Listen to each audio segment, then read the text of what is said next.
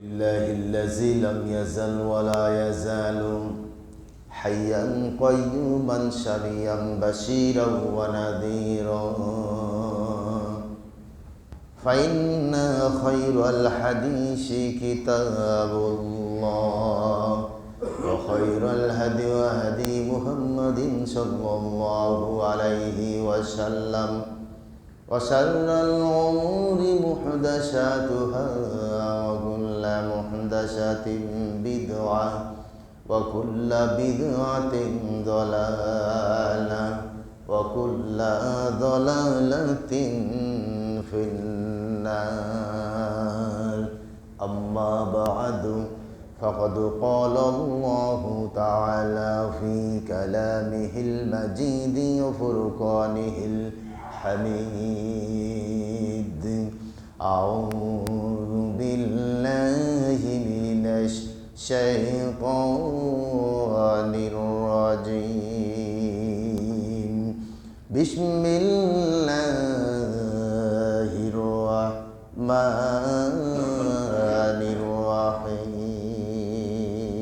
الرحيم سبح اسم ربك الأعلى سبحان ربي الأعلى الذي خلق فسوى والذي قدر فهدى إلى آخر آيات sound একটু adjust করে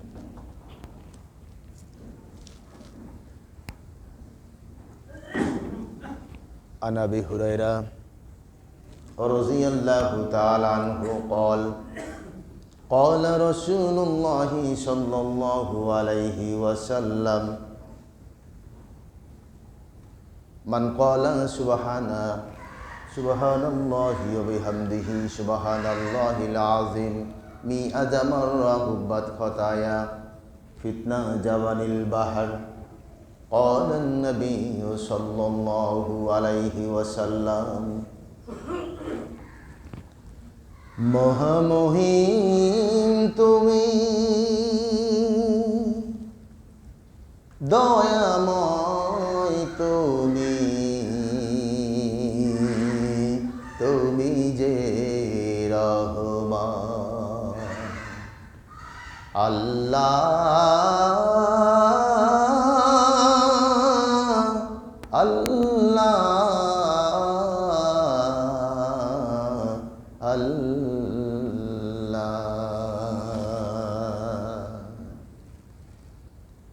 রাতের আধারে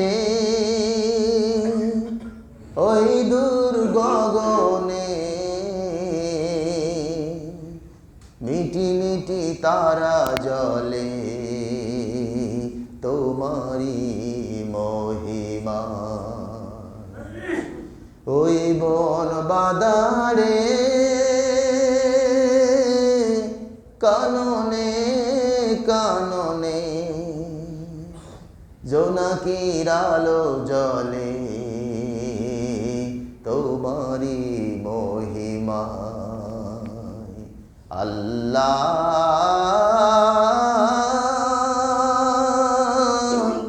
আল্লাহ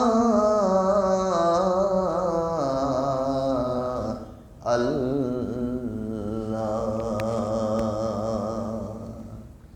সৃষ্টির প্রশংসা স্রষ্টার প্রশংসা সবাই আমরা তার প্রশংসা করি ওয়াসাব্বিহু বুকরাতা ওয়া আসীলা ওয়া মিনাল লাইলি ফাসাব্বিহু ওয়া আদবারাস সুজুদ সবাই পড়ো সুবহানাল্লাহ আলহামদুলিল্লাহ লা ইলাহা ইল্লাল্লাহ সুবহানাল্লাহ আলহামদুলিল্লাহ লা ইলাহা ইল্লাল্লাহ সুবহানাল্লাহ আলহামদুলিল্লাহ লা ইলাহা ইল্লাল্লাহ সমস্ত প্রশংসা সেই মহিয়ান গরিয়ান যিনি হচ্ছেন আল্লাযী খলাকাল খলকা সৃষ্টির স্রষ্টা বাদিউস সামাওয়াতি ওয়াল আরদ, যিনি সৃষ্টিকে রূপকার, সৃষ্টির রূপকার, যেটা ছিল না সেটাকে তিনি বানান, সেটাকে তিনি অস্তিত্বে নিয়ে আসেন। যিনি আমাদেরকে হেঁটে হেঁটে সুস্থ রেখে, হেঁটে হেঁটে কষ্ট করে মসজিদে আসার সুযোগ করে দিয়ে তার দরবারে সেজদা করার সুযোগ করে দিয়েছেন, যিনি আমাদেরকে রোগ মুক্ত রেখেছেন, শত্রু মুক্ত রেখেছেন, স্বাধীন সার্বভৌম দেশে বসবাস করার সুযোগ করে দিয়েছেন, ওই মহান মুনিবের দরবারে শুকরিয়া আদা করছি, বলি আলহামদুলিল্লাহ। অতঃপর লক্ষ কোটি দুরূদ এবং তাসলিমাত বর্ষিত হোক সেই মহামানবের প্রতি, যিনি হচ্ছেন আখিরিজ জামানার পয়গম্বর, খাতামুন নবীন এবং ইমামুল আম্বিয়া, যিনি শাফাআতকারী, তার প্রতি বর্ষিত হোক শান্তি। আমরা বলি আল্লাহুম্মা সাল্লি আলাইহি। মুসাল্লিয়ান ইকরাম, দিন আসতেছে, দিন চলে যাচ্ছে, জীবনের গুরুত্বপূর্ণ সময়গুলি জীবন থেকে হারিয়ে যাচ্ছে, জীবনের যৌবন চলে যাচ্ছে, যেটি আর কখনো আমরা ফিরে পাবো না। জীবনের শক্তি বাল্যকাল, কৈশোর, শিশুকাল ক্রস করে আমরা যৌবনে আসতেছি, যেই শিশুকাল আর কোনোদিন ফিরে পাবো না। আল্লাহর নেয়ামত সেই বৃদ্ধের কাছে গেলে বোঝা যায়, যার শরীরে শক্তি নাই, লাঠিতে ভর করে খুঁড়িয়ে খুঁড়িয়ে হেঁটে আসে, চাইলেও মাজা ভাঁজ করে ঠিকমতো রুকু করতে পারে না, সেজদা করতে পারে না। আল্লাহর নেয়ামতের কি দাম সেই বুঝে, ঠিক না? এই জন্য আবারও সেই মহামহিম রবের শুকরিয়া আদায় করছি, বলি আলহামদুলিল্লাহ। মুসাল্লিয়ান ইকরাম, মহাগ্রন্থ আল কোরআনের 87 নম্বরের সূরা আলা থেকে 2টি আয়াত তেলাওয়াত করেছি। নবীজির মুখনিসৃত বাণী একখানা হাদিস তেলাওয়াত করেছি। ইনশাআল্লাহ এই দুটি বিষয়কে কেন্দ্র করে সমসাময়িক কিছু কথা বলার চেষ্টা করব। আমা তাওফিক ইল্লা বিল্লাহ, আলাইহি তাওয়াক্কালতু ওয়া ইলাইহি উনীব। লক্ষ্য করুন, সূরা আলা মানে সাব্বিহ ইসমা রাব্বিকাল আলা, আলা আইন লাম। এই শব্দটি, আলা শব্দের অর্থ হচ্ছে উঁচু, উঁচু উঁচু জায়গায় আলা বলা হয়, উঁচু, শ্রেষ্ঠতম, উচ্চ মর্যাদা। এই ক্ষেত্রে সবার উপরে, এই ক্ষেত্রে আলা, আরবিতে আলা শব্দটি ব্যবহার করা হয়। এই সূরাটি মাক্কি সূরা, নবুয়তের 2য় বর্ষের পরে কাবার চত্বরে এই সূরাটি জোহরের নামাজের পরে নাজিল হয়।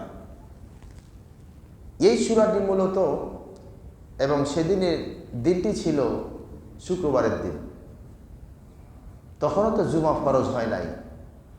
এই শুক্রবারের দিন জোহরের নামাজের পরে এই সূরাটি কাবার চত্বরে অবতীর্ণ হয় শুক্রবারের দিন। এই জন্য নবীজি বলতেছেন, তাফসিরে কুরতুবির মধ্যে বর্ণনাগুলি এসেছে, উকবা ইবনে আমের জুহানী রাদিয়াল্লাহু তাআলা আনহু থেকে হাদিসটি এসেছে। সাব্বিহ ইসমা রাব্বিকাল আলা, আলেমদের অভিমত যে এই সূরাটি যখন নবীজি তেলাওয়াত করতেন, সাব্বিহ ইসমা রাব্বিকাল আলা তেলাওয়াত করার পরেই নবীজি তখন বলতেন সুবহানা রাব্বিয়াল আলা, এবং সাহাবীরা এই আমলটি করতেন, এবং আমরাও সুবহানা রাব্বিয়াল আলা বলে থাকি। এ ব্যাপারে হাদিসও আছে। মুসান্নাফ ইবনে সাইবার হাদিস এবং তাফসিরে কুরতুবির মধ্যে হাদিসটি এনেছেন উকবা ইবনে আমির আল জুহানী। এখানে সাব্বিহ ইসমা রাব্বিকাল আলা, সাব্বি, এই কথাটি সাব্বাহা, তাসবিহ শব্দ থেকে এসেছে। আর তাসবিহ, আমরা যে বলি আল্লাহ তাসবিহ করো, মানে প্রশংসা করো, তাই না? তো তাসবিহ শব্দটির আরবিক অর্থ, এর বাংলা অর্থ, 2টি অর্থে তাসবিহ শব্দটি ব্যবহার করা হয়েছে। 1 নম্বর হচ্ছে পবিত্র রাখা। লক্ষ্য করুন, তাসবিহ শব্দটি 2টি ক্ষেত্রে ব্যবহার করা হয়, পবিত্র রাখা, আর আরেকটি অর্থ হচ্ছে পবিত্রতা এবং প্রশংসা, মহিমা বর্ণনা করা। এই জন্য বাংলা অনুবাদ মহাগ্রন্থ আল কোরআনগুলিতে দেখবেন, আমি দেখেছি অনেক কোরআনের অনুবাদে লেখা আছে তোমরা আল্লাহর পবিত্রতা বর্ণনা করো, কোথাও লেখা আছে আল্লাহর মহিমা। এখানে আসল শব্দটি হবে তোমরা পবিত্রতা এবং তার মহিমা বর্ণনা করো। তো একটু শব্দের বিভ্রাট ঘটে, অর্থ ঠিক আছে কিন্তু ব্যাপকতার ক্ষেত্রে একটু অর্থের বিভ্রাট ঘটে। এই জন্য কিছু কিছু শব্দের ক্ষেত্রে আমরা তাফসিরের বিশ্লেষণগুলি দেখি, এবং ডিকশনারি খুলে দেখি যে এই ল্যাঙ্গুয়েজটার শব্দের অর্থটা কি অর্থ আসতে পারে, এগুলি আমরা বুঝতে চেষ্টা করবো ইনশাআল্লাহ।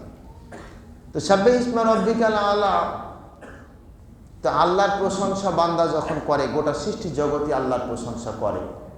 আল্লাহর নাম শুনলে সৃষ্টি জগৎ আল্লাহর প্রশংসা করে, তাসবিহ করে, সুবহানাল্লাহ, আলহামদুলিল্লাহ, লা ইলাহা ইল্লাল্লাহ, আল্লাহু আকবার। এই 4টি তাসবিহ হচ্ছে মহাগ্রন্থ আল কোরআন থেকে প্রমাণিত। সুতরাং এই সূরাটি আমরা জুমার দিনে তেলাওয়াত করি, বিভিন্ন সময় তেলাওয়াত করি। বিশেষ করে ইমাম সাহেবরা জুমার দিনে সূরাটি বেশি বেশি তেলাওয়াত করে। এই সূরার মধ্যে এই আয়াতের পরেই আল্লাযী খলাকা ফাসাওয়া ওয়াল্লাযী কদ্দারা ফাহাদা। আল্লাযী খলাকা ফাসাওয়া, আল্লাহ পাক সৃষ্টি করেছেন এবং তাকে সামঞ্জস্যপূর্ণ এবং সুবিন্যস্ত করেছেন। খলাকা মানে সৃষ্টি করা, সামঞ্জস্য এবং সুবিন্যস্ত করেছেন। ফাসাওয়া ওয়াল্লাযী কদ্দারা ফাহাদা, এখানে কদ্দারা তাকদীর থেকে কদ্দারা, এই কদ্দারা এখানে কয়েকটি অর্থ হয়। ফয়সালার ক্ষেত্রে, কাজের নির্দিষ্টতা ঠিক করে দেওয়ার ক্ষেত্রে আপনি কি করবেন এটা ঠিক করে দেয়া। আর ফাহাদা মানে এখানে হেদায়েত, হেদায়েত থেকে এসেছে, এটিকে হেদায়েত করা। এখানে 4টি বিষয় আল্লাহ পাক অবতারণা করতেছেন।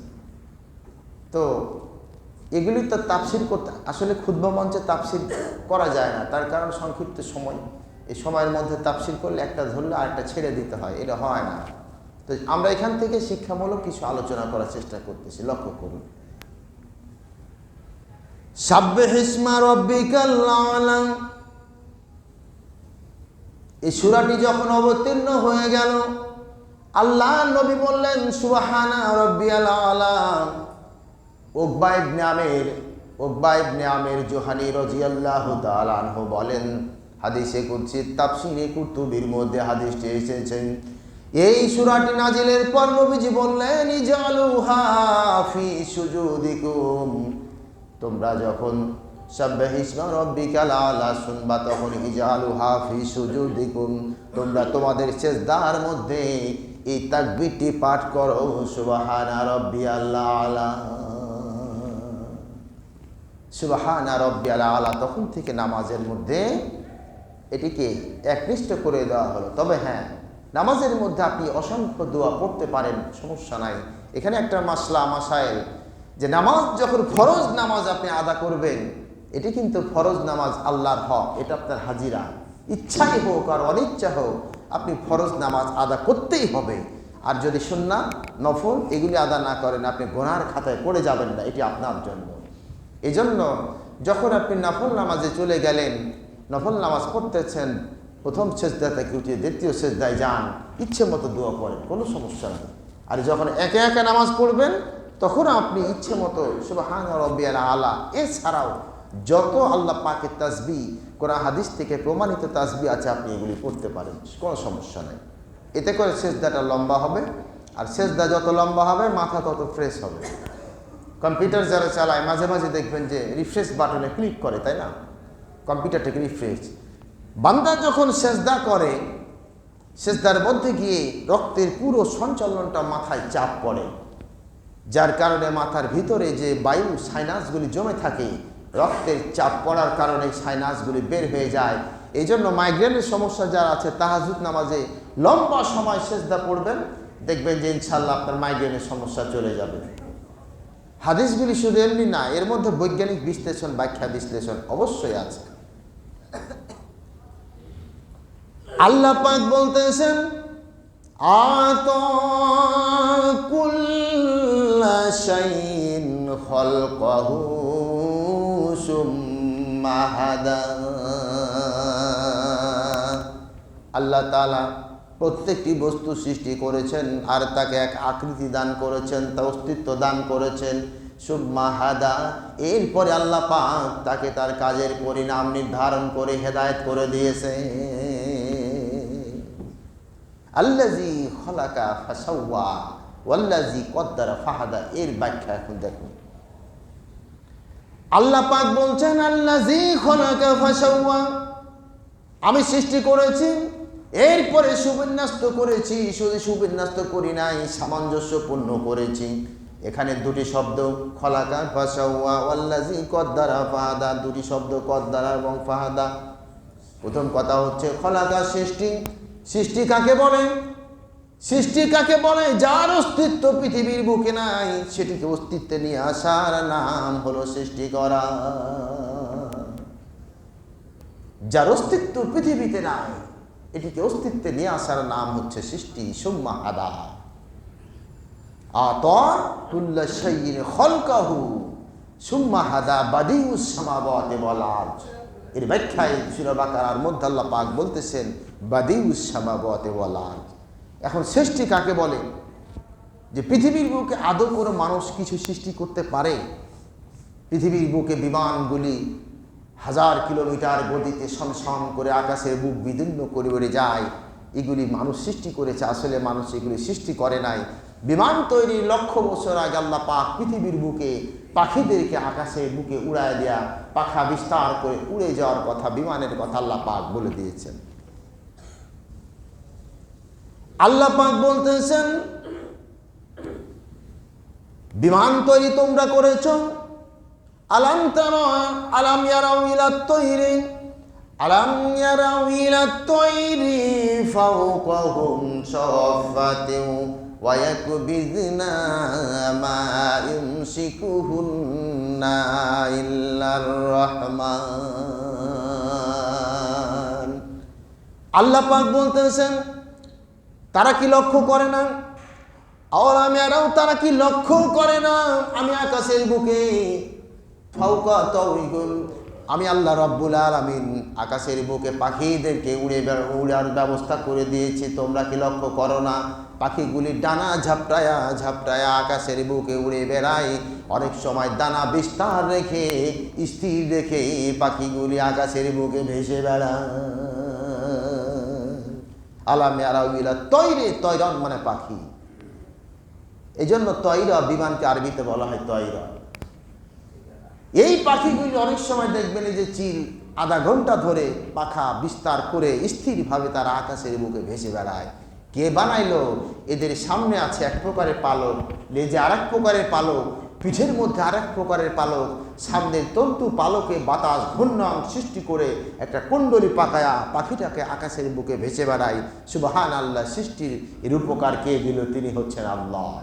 এটিকে দেখি তো আমরা বিমান তৈরি করলাম। সুতরাং এটি সৃষ্টি নয়, এটি হচ্ছে সৃষ্টিকে অ্যাসেম্বল করে একটা কলা কৌশল তৈরি করে, এর নাম সৃষ্টি নয়। এই যে মোবাইল চলতেছে, রেকর্ড হচ্ছে, এর বহু আগে আল্লাহ পাক আমাদের চোখটাকে রেটিনা করে দিয়ে আমাদের চোখ দিয়ে আমরা দেখতেছি। এর যে মাদারবোর্ড চিপস, বহু আগে আল্লাহ পাক মানুষের ব্রেনের মগজের মধ্যে এমন একটা চিপস মাদারবোর্ড দিয়েছেন, এই পৃথিবীর লক্ষ্য পৃথিবীকে এখানে ঢুকিয়ে দিল, জায়গা শেষ হবে না। এখন তো মোবাইল দেখবে এটা 8 GB, এতটি হলে আর জায়গা নাই, এটা 100 GB, এরপর আর জায়গা নাই। সুবহান আল্লাহ। এগুলির নাম হচ্ছে সৃষ্টি। মানুষ প্রকৃতপক্ষে কোনো কিছু সৃষ্টি করতে পারে না। দ্বিতীয় পয়েন্টে আসুন, আল্লাযী খালাকা ফাসাওয়া। আল্লাহ পাক বলছেন আমি শুধু সৃষ্টি করি নাই, সৃষ্টিটারে সুবিন্যস্ত করেছি, সামঞ্জস্যপূর্ণ করেছি। যেখানে যেমন প্রয়োজন তাকে সেভাবে তেমনভাবে আমি রেখে দিয়েছি। আহারে চিন্তা করুন, মানুষ সৃষ্টি করলেন আল্লাহ, নাকটা নাকের জায়গায়, চোখটা চোখের জায়গায়। একবার ভাবুন তো, নাকটা যদি পিছনে হইতো কেমন হইতো? আর চোখ এখানে না দিয়া যদি কপালে দেওয়া হইতো কেমন হতো? সৃষ্টির সামঞ্জস্য, সৃষ্টির সুবিন্যস্ত শুধু সৃষ্টি করেন নাই, আল্লাহ পাক বলছেন আমি এটিকে সুবিন্যস্ত করে যাকে যেখানে যেমন প্রয়োজন আছে সেখানে দিয়ে আমি সৃষ্টি করে সুন্দর করে দিয়েছি। গরু বাছুর এগুলি লেজ আছে, লেজটা আল্লাহ পাক পিছনে দিয়েছেন। যদি লেজটা পিঠে দিতেন কি হইতো? কেমন একটা উদ্ভট লাগতো। সুতরাং সৃষ্টির নৈপুণ্য, আল্লাহ পাক কত বড় বিজ্ঞানী, কত বড় মহান সেই জ্ঞানী, যিনি সৃষ্টিকে সামঞ্জস্যশীল করে দিয়ে এগুলি পৃথিবীর মানুষের সামনে দৃষ্টান্ত উপস্থাপন করতেছে। 3 নম্বরে ওয়াল্লাযী কদ্দারা ফাহাদা। শুধু সৃষ্টি করে দেন নাই, যাকে যে কাজের জন্য সৃষ্টি করা হয়েছে কাজের নির্ধারণ, ওয়ালিল্লাহি আকিবাতুল উমুর। আল্লাহ পাক প্রত্যেকটি সৃষ্টির কাজের নির্ধারণ করে দিয়েছেন, কে কি দায়িত্ব পালন করবে, কতটা দায়িত্ব পালন করবে, এগুলির ব্যবস্থা আল্লাহ পাক করে দিয়েছেন। ফাসাওয়া ওয়াল্লাযী কদ্দারা, ফয়সালা করে দিয়েছেন, তাকদীর নির্ধারণ করেছেন।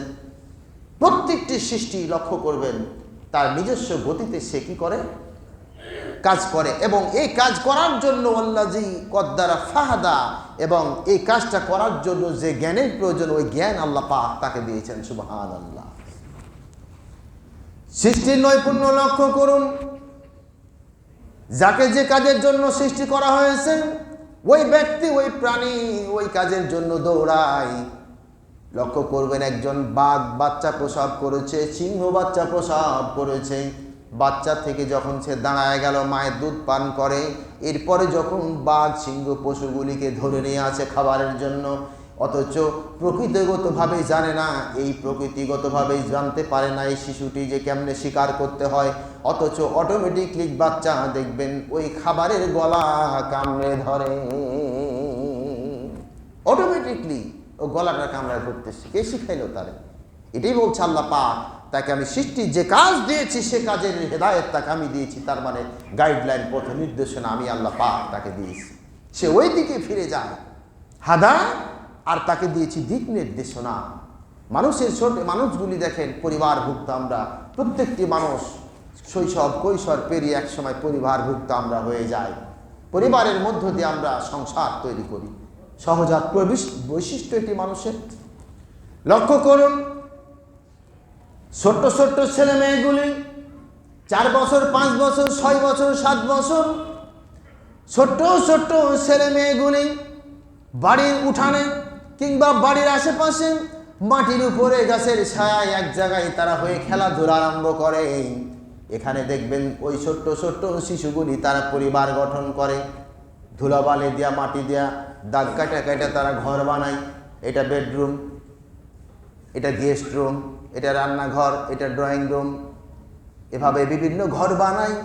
এরপরে তারা পরিবার তৈরি করে, এটা বাবা, এটা মা, এটা বড় বোন, ছোট বোন, এটা বড় ভাই, এটা ছোট ভাই, এরপরে এটা দাদি, এটা নানি। এরপরে ওখানে তাদের ওখানে আবার দেখবেন যে বেড়াতে আসে, মেহমান বেড়াতে এসেছে, আবার বাড়ি গৃহিণী একটা ব্যাগ ধরা দেয়া, গাছের পাতাগুলির টাকা বানায় দেয়া, বলে যাও বাজার করে নিয়ে আসো।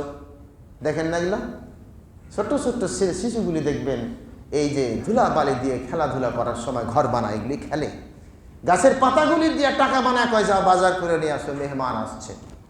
এ আবার কি করে, এদিকটা ঘুরে ঘুরে কয় ঢাকা থেকে ঘুরে আসলাম। বিভিন্ন ধরনের খড়কুটা এগুলি বাজার করে নিয়ে আসে, এগুলি আবার রান্না করে, রান্না করে খাবার তৈরি করে, খাবার তৈরি করে মেহমানদের আপ্যায়ন করায়। আচ্ছা, এরা যে খেলে, বড়রা যদি ফাজলাম স্বরে একটু মস্করা স্বরে তাদের ঘরটা একটু ভেঙে দেয়, সমানে কান্না জুড়ে না?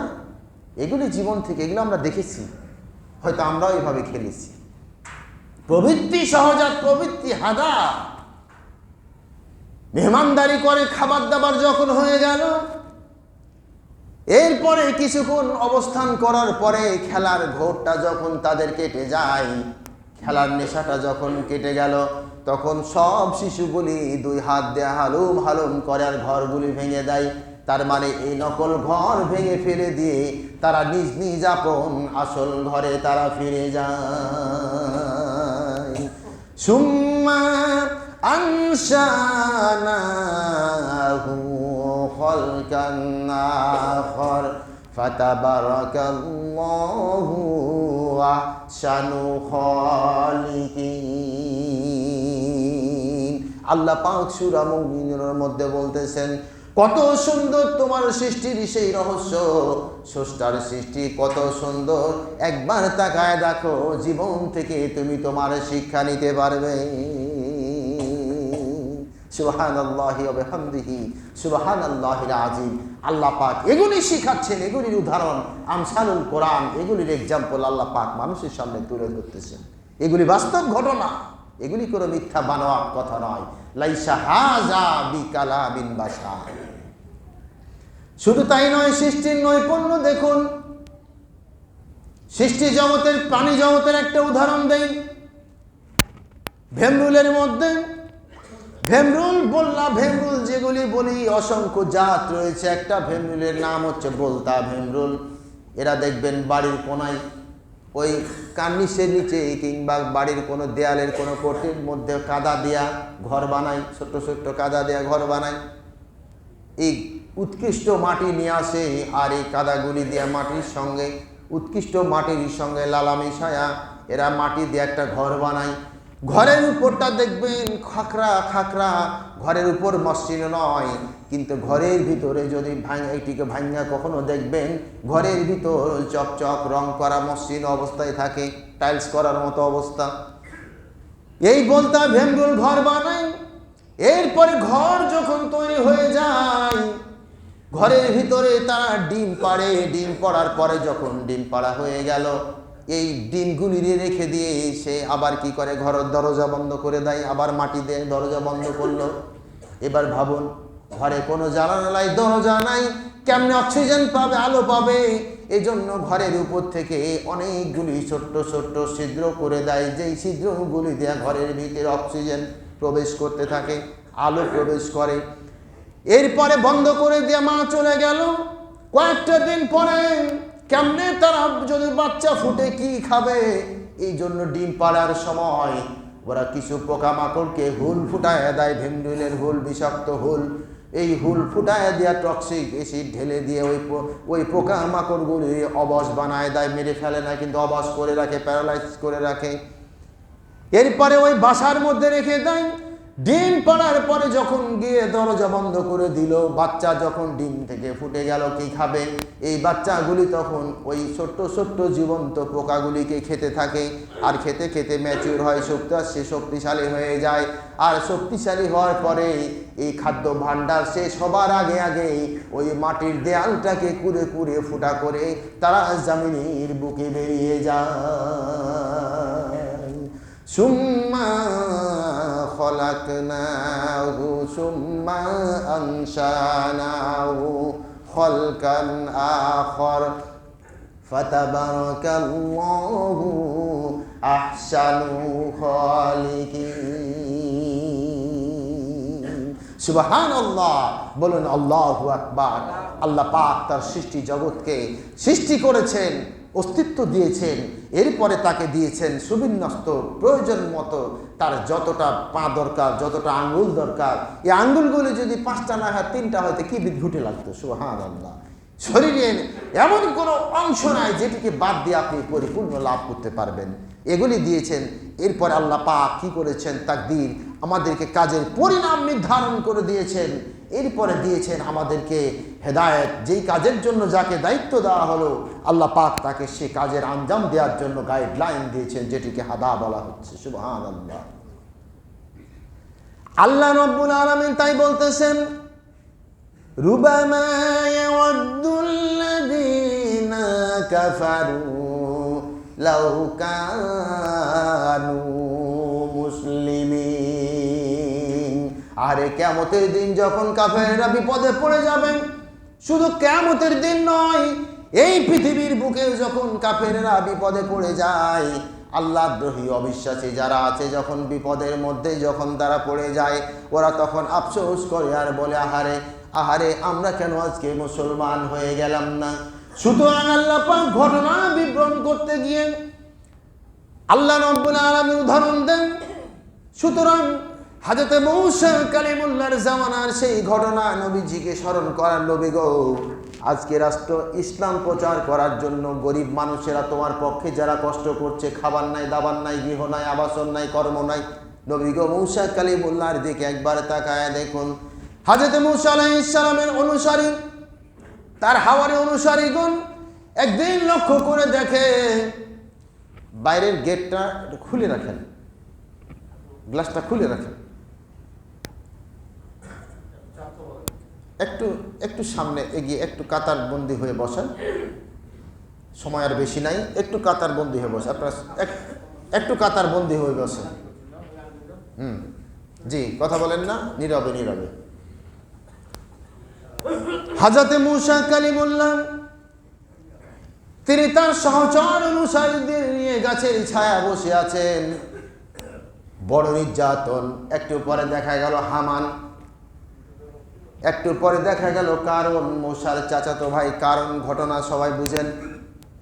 তার দলবলগুলিকে উন্নত মানের সুন্দর সুন্দর পোশাক পরায়া, ঢুবি তাবলা ঢোল তাবলা বাজায় র্যালি করে একটা উন্নত ভোজের অনুষ্ঠান করেছে পৃথিবীর বুকে। এটি হচ্ছে প্রথম পিকনিকের ধারণা।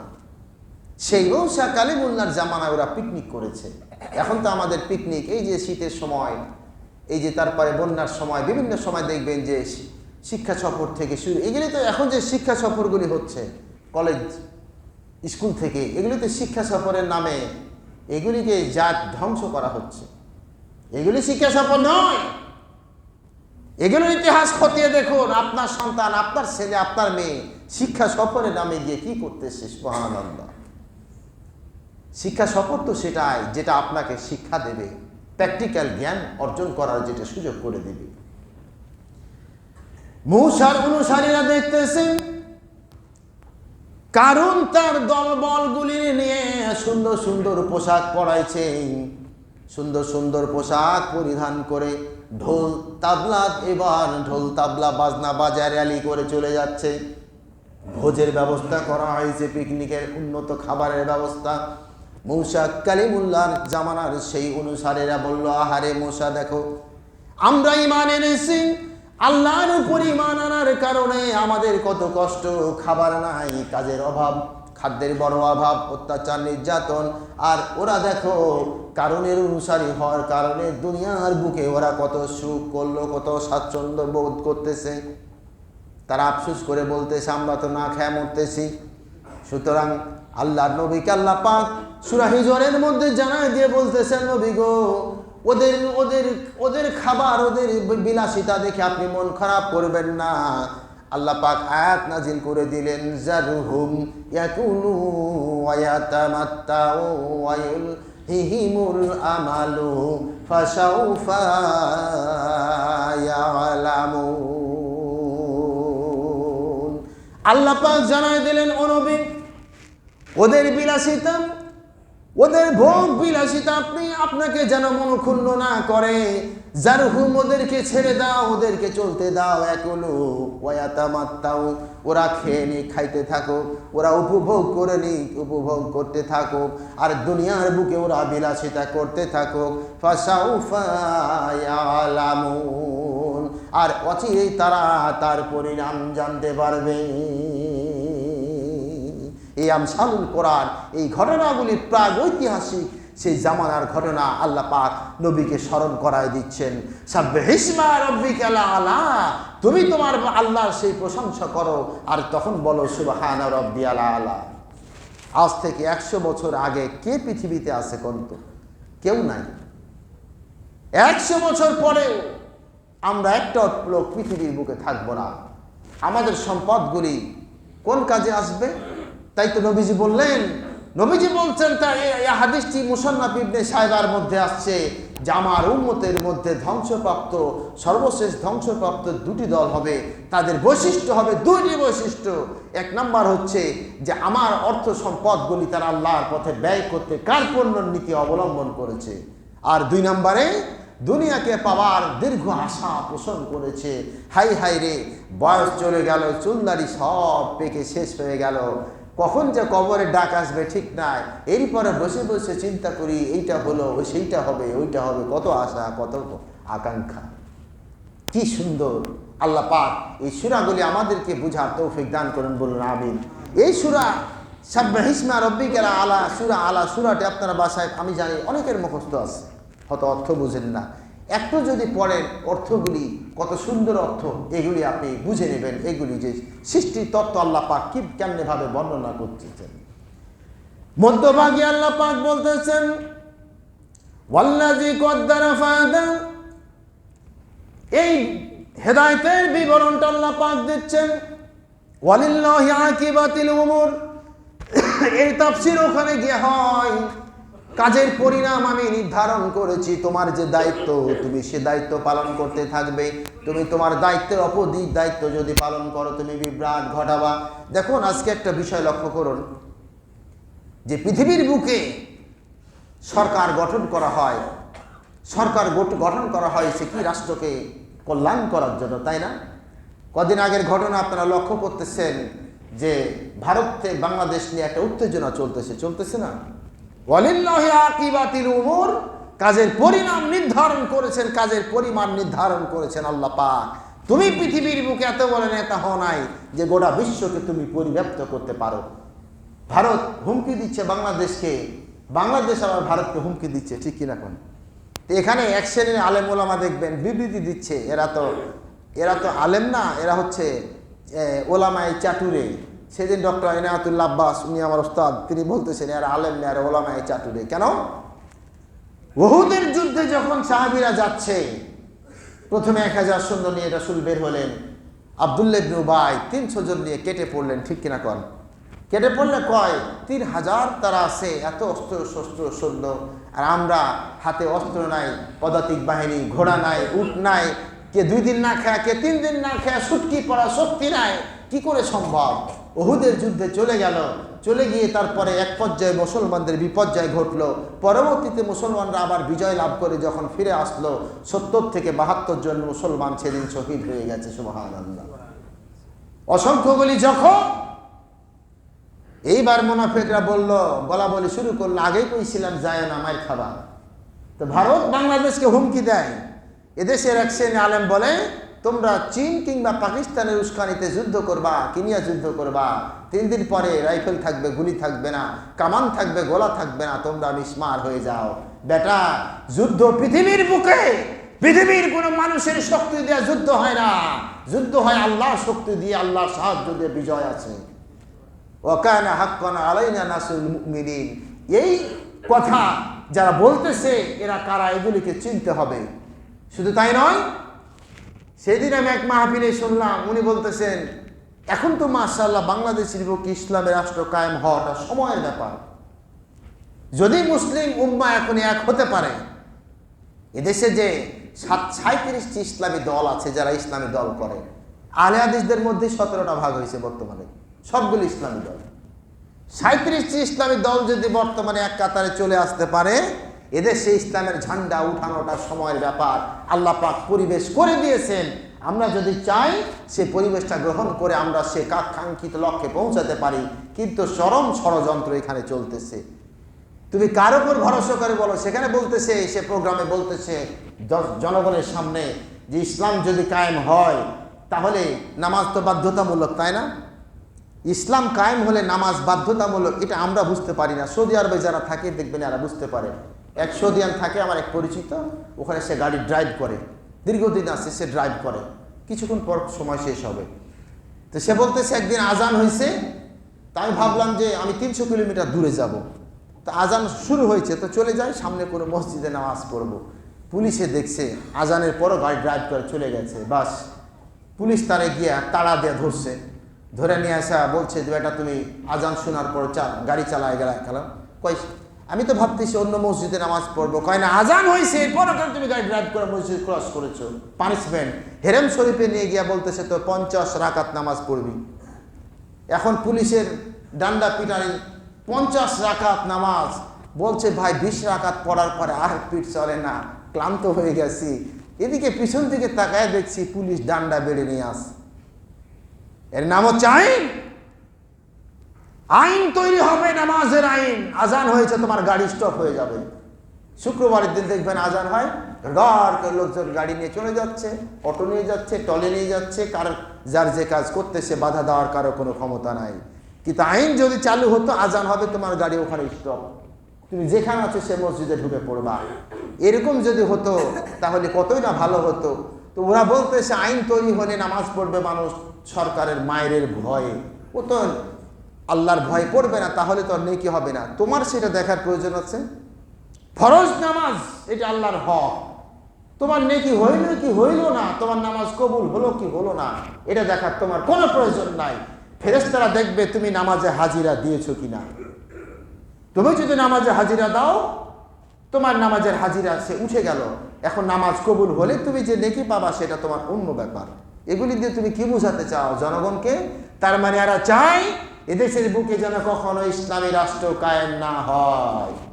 খুব সাবধান, এদেরকে আপনাদেরকে চিনতে হবে। এমন দিন আসবে এদের কাজই হচ্ছে ইন্না ফিতানিদ দুনিয়া ফিতানিন নাস, এদের কাজই হচ্ছে বিশৃঙ্খলা সৃষ্টি করে দেয়া।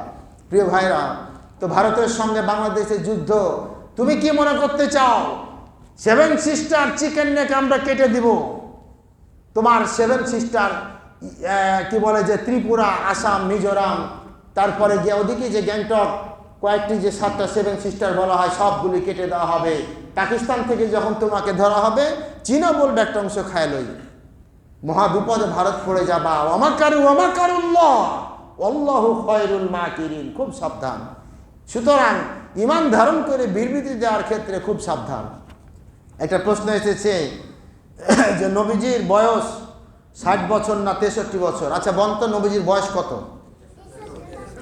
কিন্তু আপনি জানেন যেই লোক এই প্রশ্ন করেছে অবশ্যই সে কোরআন হাদিস পড়ে। বুখারীতে হাদিস আছে, বুখারীর হাদিস এখানে যে 2548 নম্বর হাদিসে দেখবেন এখানে লেখা আছে নবীজির বয়স, ওখানে লেখা আছে 60, বুখারীতে 63 নাই, বুখারীতে আছে 60। মুসলিমের হাদিসে আছে এক জায়গায় 60 বছর আর এক জায়গায় আছে 63। তো দুইটা হাদিস দুই রকম হয়ে গেল না? বুখারীতে বলছে 60, মুসলিমে বলছে 60, আবার মুসলিমের পরের হাদিসে বলছে 63। আসলে ব্যাপারটি হচ্ছে ভাই নবীজির বয়স 60 না 63? আসলে 63। এটি আপনি হাদিসটি পড়েছেন কিন্তু বুঝতে পারেননি। হাদিসের ব্যাখ্যা, এই জন্য বুখারীর হাদিসের ব্যাখ্যা পড়তে গেলে আপনাকে ফাতহুল বারী পড়তে হবে, তাহলে আর ব্যাখ্যা বুঝবেন। কি এখানে হাদিসটি হচ্ছে যে ওয়াবিল মাদিনাতে আশরা সিনিনা, মদিনায় তার বয়স, এখানে আশরা সিনিনা 10 বছর তার নবুয়তের লাইনে। ওয়াবিল মাক্কি আশরা সিনিনা, মক্কাতে 10, তো 10 10 20। আর এখানে ফাতাওয়াফাহুল্লাহু তাআলা আলা রাসি সিত্তিনা, এখানে যে 60 বছর বলা হয়েছে 60, এটা হচ্ছে আরবিতে কাসার শব্দ ব্যবহার করা হয়। আচ্ছা বলেন তো, আমরা বলি যে 1 দশক 2 দশক 3 দশক, তাই না? তো কারো বয়স যদি 7 বছর হয় আমরা 1 দশক বলি না। 10 পূর্ণ হলে বলবো 1 দশক, 20 পূর্ণ হলে বলবো 2 দশক। তা আরবিতে কাসার শব্দ ব্যবহার অর্থ হলো দশক, এখানে 60 দশক বোঝানো হয়েছে। তার মানে 60-এর পর 59 পর্যন্ত 60 দশক, 70 হলে আবার বলবো 70 দশক। এই জন্য এখানে বলা হয়েছে 60 দশক, 3 বাদ দেওয়া বলা হয়েছে। আসলে নবীজির বয়স 63 বছর। এইভাবে হাদিস বুঝতে হয়, যেন ওস্তাদ লাগে, তাই না? এই যেটা যারা অনেকে জানতেন না জানলেন, আমিও শিখেছি, ওস্তাদ শিখাইছে আমাকে। এই জন্য ভাই হাদিস পড়লে ওস্তাদ লাগে। সব খালি রিডিং পড়ে এইটা আছে লেখা, আচ্ছা ফতুয়া মারে দিলেন, গন্ডগোলে 13টা বাজাইলেন। এই 13টা বাজাবেন না, সাবধান। আল্লাহ পাক আমাদের বুঝার তৌফিক দান করুন। সময় শেষ হয়ে গেছে। আল্লাহ পাক যা আলোচনা করলাম মেধা ধারণ করার ক্ষমতা দান করুন, বলুন আমিন। ওয়া আখির দাওয়ানা আনিল হামদুলিল্লাহি রাব্বিল আলামিন।